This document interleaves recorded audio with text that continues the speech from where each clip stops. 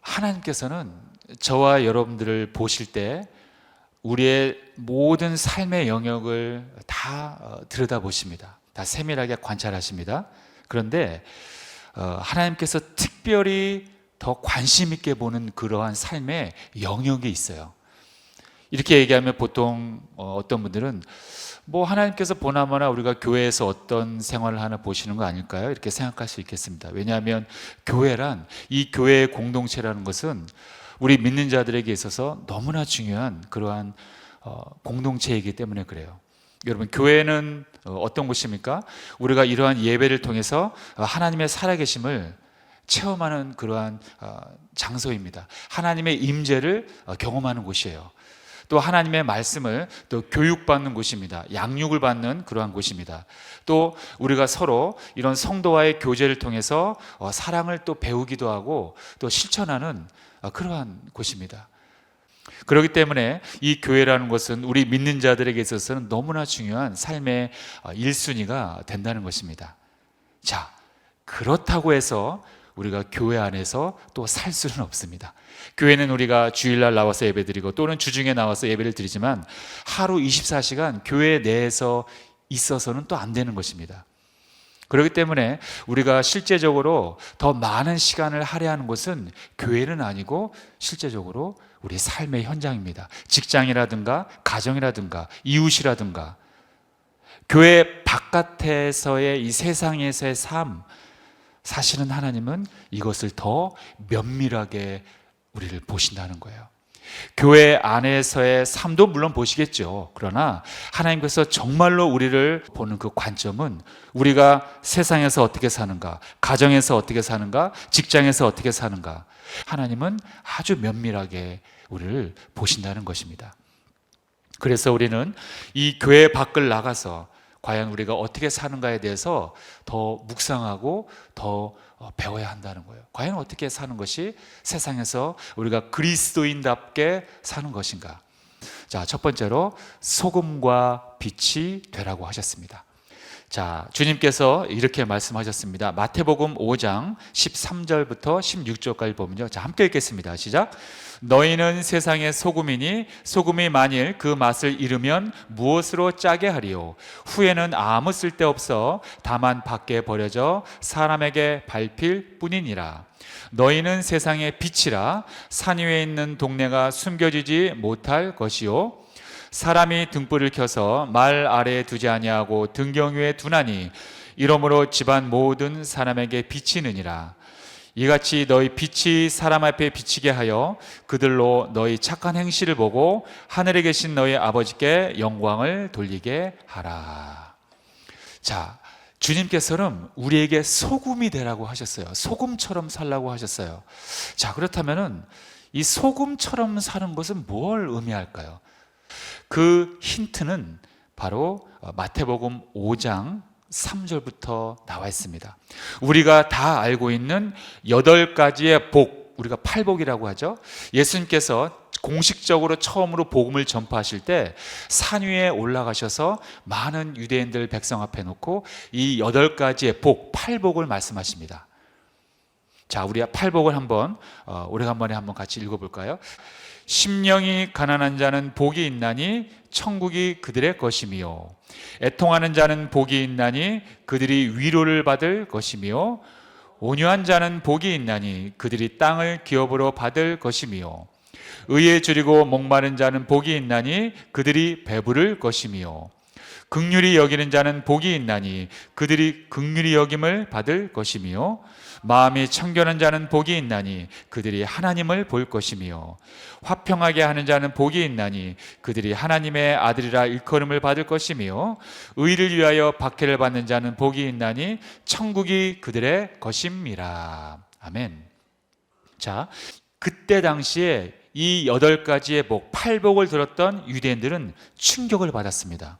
왜냐하면 그들이 여태까지 알고 있었던 복에 대한 개념과 너무나 달랐던 거예요. 저 보십시오.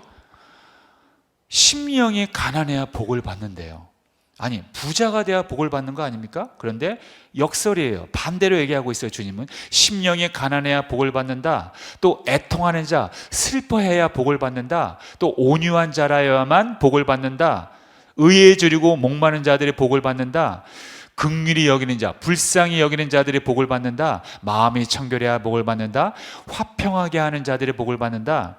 그리고 마지막으로 의를 위하여 박해를 받는 자, 즉 의를 위하여 핍박을 받는 자들의 복을 받는다는 거예요. 그동안 사람들이 알고 있었던 세계관, 이 가치관과는 완전히 다른 세계관입니다. 반대되는 개념들이에요. 복의 개념들이.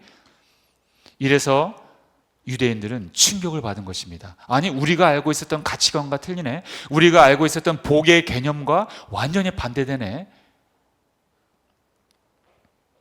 핍박을 받는 것이 오히려 복을 얻는 것이다. 이렇게 예수님께서는 바로 8가지의 복을 말씀하셨다는 것입니다. 이렇게 살아라. 너희들이 이제부터는 하나님을 믿는다면 이렇게 살아야 한다. 하나님의 백성이라면 백성에 걸맞는 삶을 살아야 하는데, 백성다운 삶을 살아야 하는데, 그것이 바로 이렇게 사는 것이다. 이렇게 8가지의 법을 우리에게 가르쳐 주신 것입니다. 여러분, 바로 이것이 소금의 역할이라는 거예요.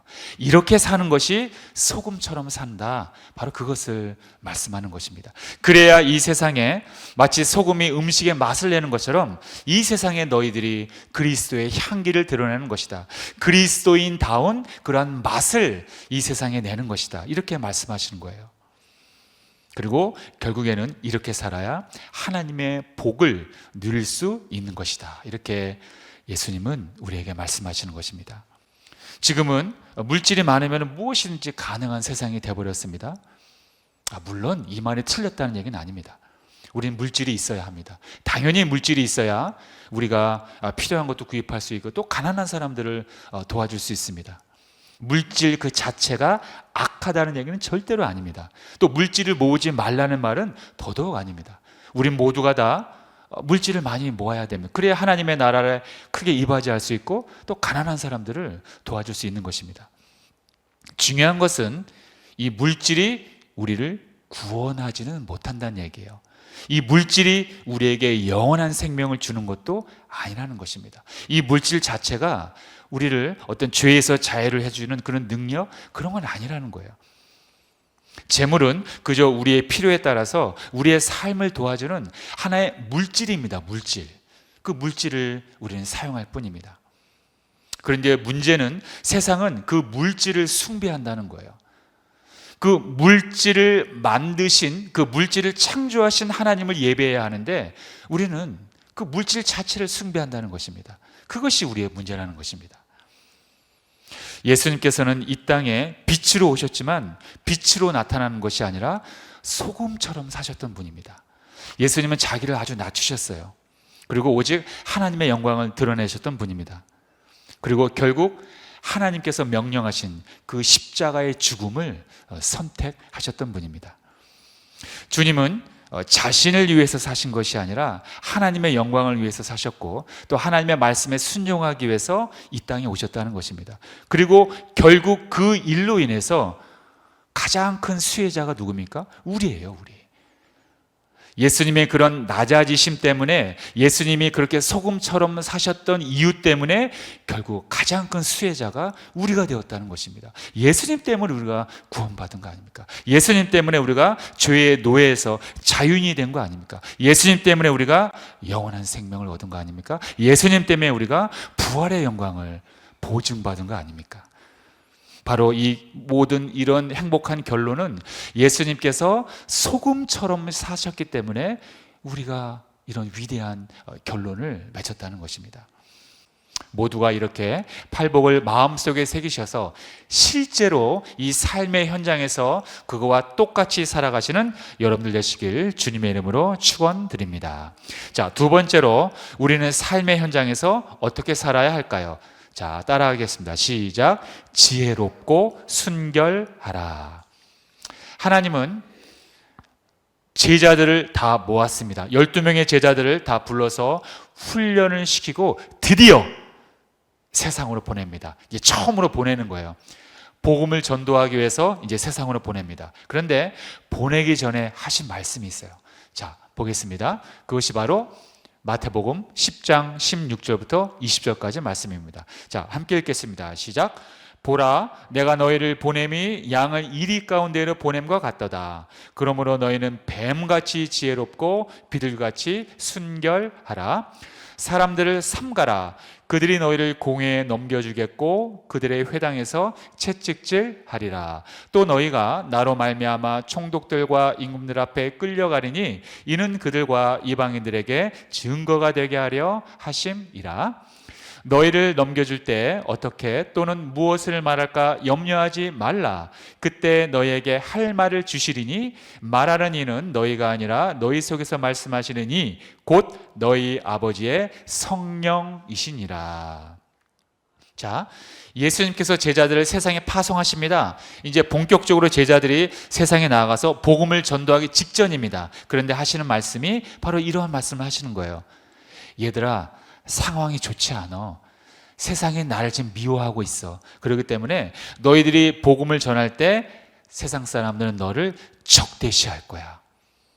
너희들을 핍박할 거야. 너희들을 잡아서 채찍질할 거야. 재판에 넘길 거야. 이렇게 무시무시한 말씀을 주는 거예요. 그러면서 결론적으로 하는 말씀이 바로 저 말씀입니다. 17절에 있는 말씀이죠. 그러므로 너희는 뱀같이 지혜롭고 비둘기같이 순결하라는 거예요. 굉장히 중요한 말씀입니다, 여러분. 우리가 살아가면서 저 말씀을 마음속 깊이 새겨야 돼요. 저것이 없으면 안 돼요. 저것이 없으면 무너집니다. 그리고 무너지면 곧 멸망의 길로 연결되는 거예요. 예수님께서는 제자들을 보내시는 것을 내가 너희를 보냄이 마치 양을 이리 가운데 보낸 것 같아요. 늑대가 드글거리는 그 세상에 양을 보내는 것과 똑같다고 표현하시는 거예요. 그게 바로 주님의 마음이라는 것입니다. 그러면서 하시는 말씀이 바로 뱀같이 지혜롭고 비둘기같이 순결하라. 자, 저는요 이 말씀을 아주 어렸을 때 처음에 목사님한테 설교 드릴 때 뱀같이 지혜롭고 비둘기같이 순결하라? 뭐 좋은 말씀이지. 지혜롭고 순결하라? 뭐 좋은 말씀이지. 그런데 왜 하필 뱀같이 지혜롭다 하라고 그랬을까? 우리 뱀 하면 일단 부정적인 이미지가 있잖아요. 그죠? 우리 사람은 뱀을 굉장히 부정적인 것으로 생각한다는 거예요. 아니라 다를까? 창세기 3장에 그 기원이 나옵니다. 여러분 아시죠? 창세기 3장에서 하나님이 뭐라고 하셨습니까? 야훼 하나님이 지으신 들짐승 중에 뱀이 가장 강교하더라. 야훼 하나님이 지으신 들짐승 중에 뱀이 가장 강교하더라. 바로 이 말씀 때문에 우리는 뱀에 대해서 부정적인 이미지가 있는 거예요. 저 뱀이 아담과 하와를 거짓말로 인해서, 꼬심으로 인해서 인간에게 죄가 들어오고 지금 우리에게 죽음이 찾아온 거 아닙니까? 그렇기 때문에 우리는 뱀에 대해서 엄청나게 부정적인 이미지가 있는 것입니다.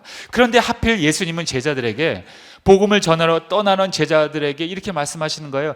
뱀같이 지혜로워라. 여기서 이해가 안 가는 거예요.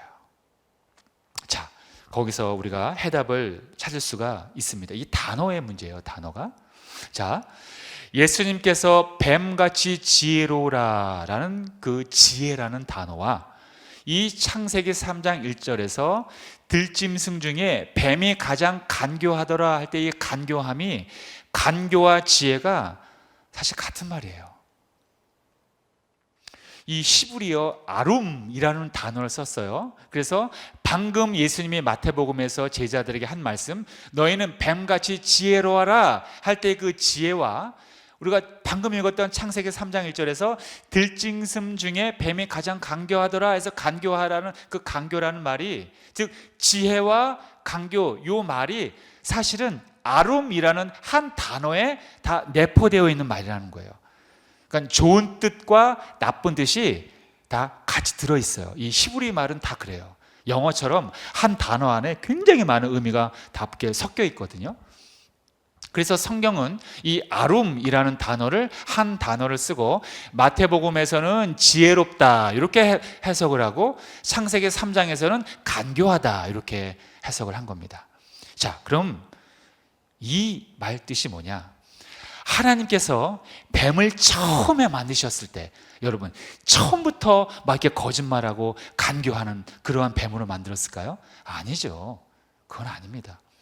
뱀은 처음에 하나님이 창조하셨을 때 아주 지혜로운 동물로 창조한 거예요. 물론 그 지혜란 아주 선한 지혜죠. 그런데 이 뱀에게 원수마귀 사탄이 이용을 한 겁니다. 그래서 그 지혜를 더러운 지혜, 썩은 지혜라고 합니다. 그것을 이제 우리 한글 성경에는 간교하다 이렇게 표현을 했는데, 즉 타락한 지혜, 악한 지혜로 만들어 버린 거예요. 그래서 뱀이 원래 하나님으로부터 받은 지혜는 선한 아주 아름다운 지혜였었는데 그것이 타락함으로 인해서 아주 썩은 지혜, 간교한 지혜로 바뀌어버린 거예요. 그런데 예수님께서 제자들을 파송하실 때 사용한 뱀 같은 지혜라는 것은 뱀이 원래 처음에 하나님으로부터 부여받은 그 선한 지혜, 그걸 말하는 거예요. 하나님이 뱀에게 처음 부여해 주셨던 그 선한 지혜로움, 그것처럼 너희가 지혜로워라 이렇게 말씀하신 거예요. 여러분, 지혜는 양면성이 있습니다. 하나님이 우리에게 지혜를 주셨어요. 선한 지혜였어요. 그런데 그것이 타락하면 악한 지혜로 변하는 것입니다. 지금 이 세상이 그런 거 아닙니까? 하나님이 우리에게 선한 지혜를 주셨지만 사람들이 그걸 악하게 사용한다는 거예요. 그래서 많이 배운 사람들은 아주 고단 위에 사기를 치잖아요.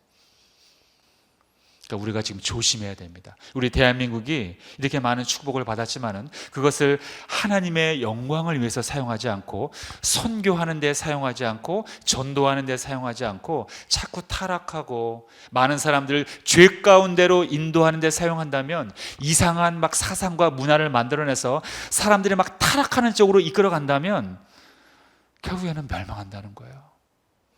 겉보기에는 예뻐 보이죠? 아름다워 보이죠? 편해 보입니다. 행복해 보입니다. 그러나 그 속에는 우리를 멸망 가운데로 인도하는 지름길이 숨어 있다는 사실을 많은 사람들이 모르고 있어요. 이 영적으로 깨어있는 우리 그리스도인들이 그걸 알려줘야 한다는 거예요. 근데 사람들이 알려주기 싫어요. 왜?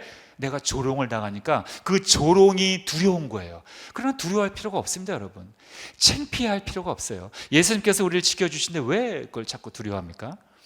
담대하게 십자가의 복음과 사랑을 전하시는 그러한 여러분들 되시길 주님의 이름으로 축복합니다. 자, 결론입니다. 지혜는 그러므로 순결함과 함께 있어야 합니다. 지혜만 있으면 안 됩니다. 왜냐하면 지혜만 있으면요, 악하게 사용될 우려가 너무나 많다는 거예요. 그래서 지혜는 반드시 순결은 순수하다, 거룩하다, 그런 뜻입니다. 순결이라는 뜻을 거룩이라는 뜻으로 이해해도 됩니다. 지혜는 거룩함과 함께 사용되어야지만 올바로 쓰임받을 수가 있어요. 지혜가 거룩과 동행하지 않기 때문에 악한 데 쓰임받는 것입니다. 사람을 멸망하는 길로 인도하는 데 쓰임받는 게 지금 많은 세상의 문화가 되어가고 있어요. 많은 젊은 사람들이 거기에 넘어가고 있지 않습니까? 속고 있는 거예요, 사실은. 자, 그렇다면은 우리가 이렇게 순결을 겸비한 지혜가 있어야 한다는 건 이제 알겠는데, 어떻게 해야 그것이 생긴다는 거예요? 어떻게 해야 이런 거룩한 지혜를 우리가 어떻게 해야 얻을 수 있냐? 자, 19절과 20절 다시 한번 읽겠습니다. 자, 시작. 너희를 넘겨줄 때 어떻게 또는 무엇을 말할까 염려하지 말라. 그때 너희에게 할 말을 주시리니 말하는 이는 너희가 아니라 너희 속에서 말씀하시리니 곧 너희 아버지의 성령이시니라. 네.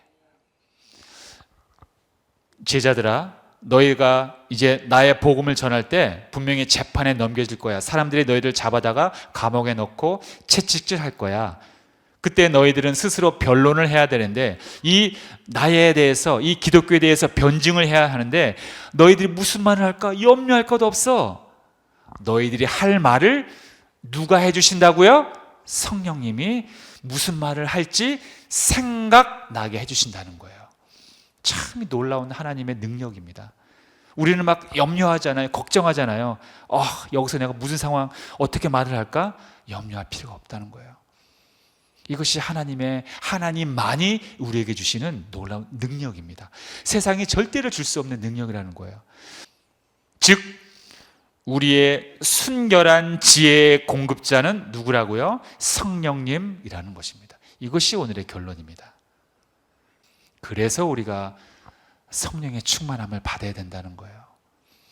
단순히 우리가 은사를 받기 위해서, 방언을 받기 위해서, 물론 그러기 위해서도 성령을 간구하죠. 그것도 당연히 해야 하지만, 바로 우리가 이 마지막 시대에 우리가 담대한 능력을 받기 위해서는 성령님의 힘이 우리에게 필요하다는 것입니다.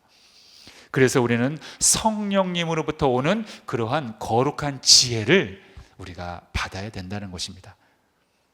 결론입니다. 사랑하는 성도 여러분, 우리는 이 땅에서, 이 삶의 현장에서 어떻게 살아야 합니까? 소금처럼 살아야 합니다. 그렇다면 소금처럼 산다는 말은 구체적으로 무엇입니까? 마태복음 5장에 나오는 팔복을 내포하고 있는 말입니다. 그리고 두 번째로, 우리는 이 치열한, 이 죄악이 가득한 삶의 현장에서 어떻게 버티고 승리할 수 있습니까? 우리는 지혜가 필요합니다. 지혜가 있어야 돼요. 지혜가 없으면 절대로 살아갈 수 없습니다. 그런데 그 지혜는 악한 지혜가 아니라 선한 지혜, 즉 성결한 거룩한 지혜여만 그래야만 살아갈 수가 있습니다. 그런데 그 지혜는 바로 성령님께서 우리에게 주신다는 거예요. 그를 꼭 기억해야 합니다. 그래서 이렇게 기도하시기 바랍니다. 오 성령이시여, 내가 이 세상을 살아갈 때 소금처럼 살게 하여 주옵소서. 남에게 해를 끼치는 것이 아니라, 그리고 내가 나를 위해서 사는 것이 아니라 저 죽어가는 영혼들을 위해서 살게 하여 주시옵소서. 그리고 그렇게 하려면 내가 지혜가 필요합니다. 그 지혜를 주시옵소서. 그런데 그 지혜는 순결한 지혜여야만 합니다. 악한 지혜가 돼서는 안 됩니다. 바로 이러한 것을 주시는 분이 성령님이시오니 나에게 하나님 허락하여 주시옵소서. 성령님, 나에게 소금처럼 살게 해주시고 지혜를 달라고 이렇게 기도하면 되는 거예요. 이렇게 믿음 갖고 기도한다면 반드시 약속을 지키시는 분입니다. 그러므로 우리는 이 약속에 근거함으로 인해서 오늘도, 주님 오시는 그날까지, 마지막 주님께서 재림하시는 그날까지 늘 성령의 충만함을 간구하며 살아가야 하겠습니다. 이렇게 기도하시며 이 험악한 세상을 살아가시는, 그래서 승리하시는 여러분들 되시길 예수님의 이름으로 축원드립니다. 기도하겠습니다.